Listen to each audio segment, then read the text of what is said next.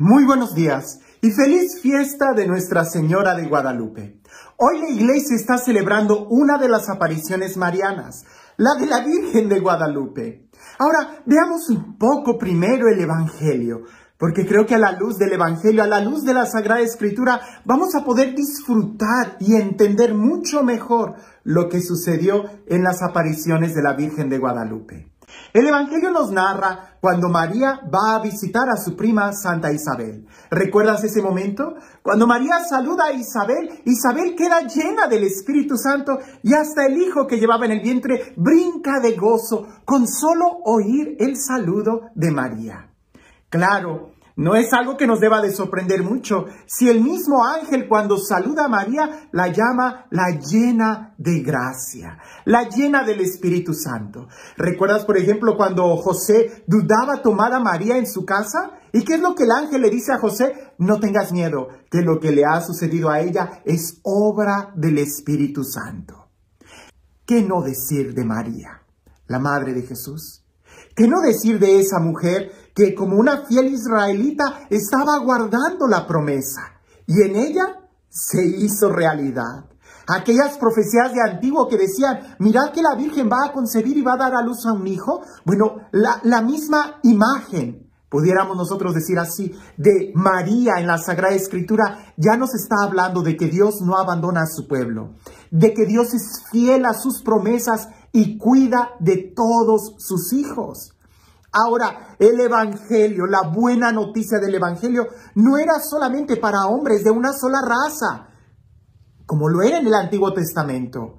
En el Antiguo Testamento, la fe era solamente para los judíos. Si tú no eras judío, no recibías las promesas de Dios. Pero resulta que en el Nuevo Testamento, en el Evangelio, esas promesas se abren para absolutamente todos, de toda lengua, de toda raza. Y es ahí donde nosotros podemos ir viendo cómo el Evangelio se tiene que predicar a todas las naciones. Y el Evangelio es la buena noticia de que Dios nos ama, de que tenemos un Dios vivo y verdadero que nos ama.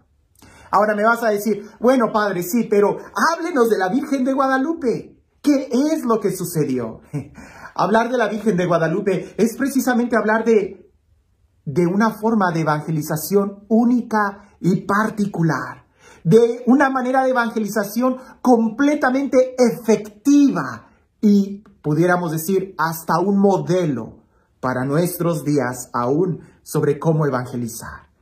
Porque los españoles misioneros, si bien es cierto, de una u otra forma llevaban consigo la encomienda de evangelizar a estas nuevas regiones que ellos estaban descubriendo, lo hacían a golpe de espada. Lo hacían de una manera obligada. Si tú no aceptabas el Dios de los cristianos, a golpe de espada te tenían que hacer creer que Jesús era el Señor. Obviamente, así no entra. El amor jamás va a entrar a golpe de espada, a golpe de sangre, no. En la Virgen María nosotros vemos que lo que la fuerza de la espada nunca logró convencer el corazón, lo vino a hacer una caricia de un toque maternal en María. Ahora, veamos un poco el contexto histórico. Europa estaba sufriendo. Era una época de guerras, era una época de mucha hambre en Europa. De ahí la necesidad de tener que encontrar nuevas rutas para llegar a las Indias y tratar de tener nuevos comercios. De ahí es que se descubrió, tratando de sacar nuevas rutas, todo el continente americano. Europa estaba en una gran necesidad. Y al llegar a estas tierras, se dan cuenta de la abundancia de comida que había. Pero no todo era bueno en estas tierras. Así como Europa tenía esa crisis económica, pudiéramos decir, esa crisis social que estaba sucediendo, así también en estas nuevas tierras había mucho pan, había una estabilidad económica quizás muy buena, pero el pueblo estaba sufriendo mucho y basta leer todos los artículos relacionados a que el pueblo estaba muy en descontento con los dioses que tenían. Y dioses falsos, por supuesto, ¿no? Pensar, por ejemplo, en el dios Huitzilopochtli o en el dios Quetzalcóatl, que a estos dioses falsos exigían sacrificios humanos y pareciese que eran insaciables. Aunque la sociedad vivía muy bien, ellos tenían que estar ofreciendo continuamente sacrificios humanos. Y eso empezó a cansar mucho al pueblo. Vivían en una estabilidad económica, pero con una carencia y con un miedo a que quién va a ser el siguiente que va a tener que ser sacrificado.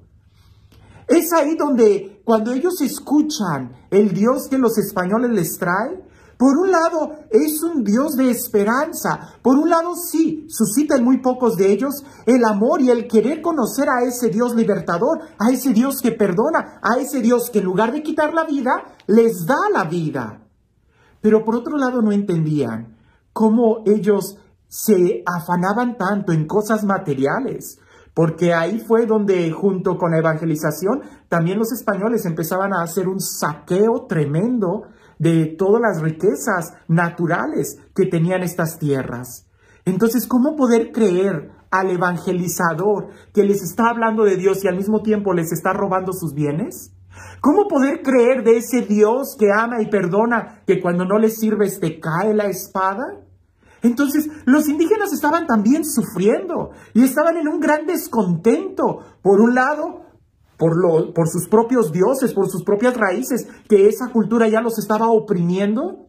Y por otro lado, porque habían puesto la esperanza en aquellos forasteros que venían hablando de un Dios de paz, que a la hora de la lucha, de la conquista, también se dan cuenta que dejan mucho que desear. Es ahí donde sucede el milagro guadalupano. Y lo voy a decir de esta manera, ese milagro sigue sucediendo el día de hoy. Pues cada vez que nosotros contemplamos una imagen de la Virgen de Guadalupe, en realidad no estamos contemplando una imagen, es un códice que tiene la figura de una mujer, pero es un códice, mucho menos es una fotografía.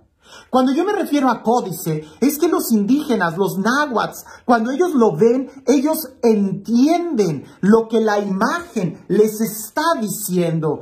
Ahí pudiéramos decir, es un evangelio pintado a colores. El discurso de los españoles que les daban verbalmente al narrar el evangelio no les entendía muy bien porque los españoles no hablaban náhuatl. La Virgen María cuando se aparece como una mestiza, como una mexicana y les habla en náhuatl. Es ahí donde ellos sí entienden y logran comprender lo que ella les está anunciando. Eso es importante para nosotros, porque en el lenguaje náhuatl, que cuando lo traducimos al español suena muy bonito, pero pierde la fuerza del impacto. María no se presenta a ella misma. María está presentando a su hijo. María está hablando de su hijo. Y la forma náhuatl como presentan a alguien es precisamente dando un poco de referencia. Es como diciendo, yo soy el mensajero de... María cuando dice, yo soy la madre del verdadero Dios por quien se vive.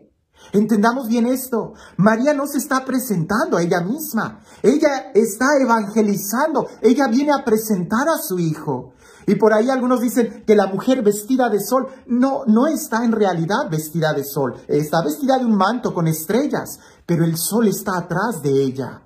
Ella está preparándole el camino al sol de justicia. Está preparándole el camino a su hijo. Y hablar de todo el códice, entrar con todos los detalles que tiene, llevaríamos mucho tiempo, pero vale la pena. Porque hay algunos aspectos que en nuestra cultura occidental no se entiende, pero el indígena náhuatl lo logró comprender. Por ejemplo, para ellos, una mujer casada era una mujer que se hacía trenzas. Una mujer después de ser comprometida y que tenía relaciones sexuales con su marido, se hacía una trenza. Ya no tenía el pelo suelto. María, si tú la observas, tiene el pelo suelto y con un partido a la mitad, lo que significa que ella es virgen. Ella pudiéramos decir literalmente, es virgen. Pero también la postura que tiene con el cinto arriba de su vientre significa que ella está esperando un hijo.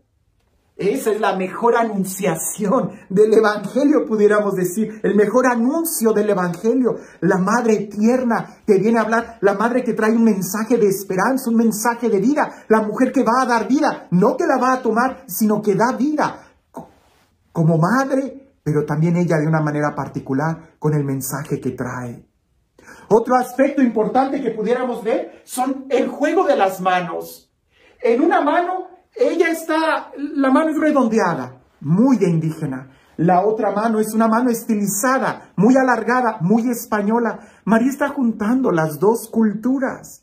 Ella es la madre de toda la humanidad, no solamente de los mexicanos, y está enseñando la unidad, no de las dos razas, sino de todo el género humano. Y hasta algunos pudieran decir, del hombre con Dios, pues en ella el verbo se hizo carne. Lo importante, y quisiera yo que nos quedáramos con esta idea, el mensaje guadalupano sigue siendo un mensaje nuevo para nosotros.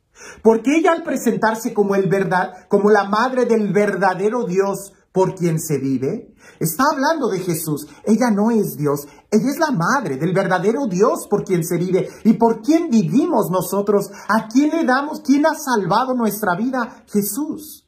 Es Jesús el verdadero Dios. Pero ella viene en un momento para aplacar, para exterminar esos dioses falsos, Quetzalcóatl, Huitzilopochtli, esos dioses que exigían la vida humana. Y ella viene y dice, ya no ellos, sino el verdadero Dios por quien se vive, Jesús. ¿Es que acaso el día de hoy nosotros hemos logrado entender ese mensaje? ¿Es que acaso habrá algunos dioses falsos entre nosotros que exigen la vida humana? Alguien pudiera decir, no, padre, ya ni siquiera tenemos pirámides. Las pirámides son solamente de adorno. Esos templos de sacrificio ya nada más son de adorno para los turistas. Ya no tenemos dioses falsos. Sí hay muchos dioses falsos que siguen exigiendo la vida. Por ejemplo, el dios falso de un estereotipo de belleza, donde se puede entrar en anorexia hasta el punto de morir. El dios falso del placer, de la drogadicción, que las personas pueden incluso perder su vida y nunca ser saciados.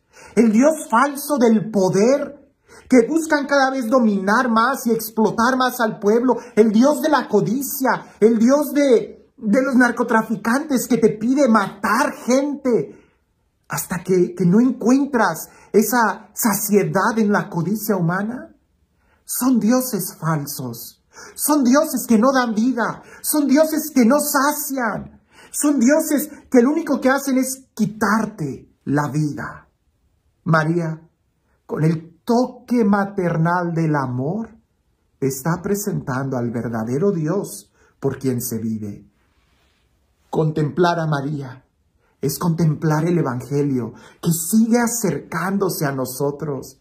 Y nosotros deberíamos de escuchar lo que el ángel le dijo a José. No tengas miedo de tomar a María en tu casa, de llevarla, de recibirla en tu casa. No tengas miedo de dirigirte a ella, dirígete a ella. Pues no hay nadie mejor que te lleve a Jesús que María. Incluso en el Evangelio hay un mandamiento que María nos da. Hagan lo que Jesús les dice. Acercarnos a María es de una manera segura acercarnos a Jesús, porque ella nos va a llevar a Jesús. Incluso en el Evangelio, ¿recuerdas cuando los 3 reyes magos en el Evangelio, aquellos magos de Oriente, sabios de Oriente, le regalan a Jesús oro, incienso y mirra? Jesús era un bebé y a ellos se los dan a Jesús. Te pregunto, ¿quién cuidó de esos regalos? María. Y no es precisamente Jesús quien nos deja a María en la cruz para que cuidemos de ella o para que ella cuide de nosotros. Seguramente para que ella nos siga enseñando cómo ser dóciles a Dios, pues incluso en medio de los apóstoles, ella, la llena de gracia, estuvo presente cuando el Espíritu Santo se derramó. El día de hoy no tengas miedo de tomar a María en tu casa y de invitarla a que venga y te hable, que con su toque maternal te muestre quién es el verdadero Dios por quien se vive. Y este Dios, el Dios del amor, el Dios de la vida, el Dios de la paz, el Dios que cumple sus promesas, el Dios que se acerca a nosotros y nos ama hasta el extremo de incluso darnos a su madre como madre nuestra, que sea Él quien el día de hoy te bendiga. En el nombre del Padre, del Hijo y del Espíritu Santo. Que tengas un excelente día.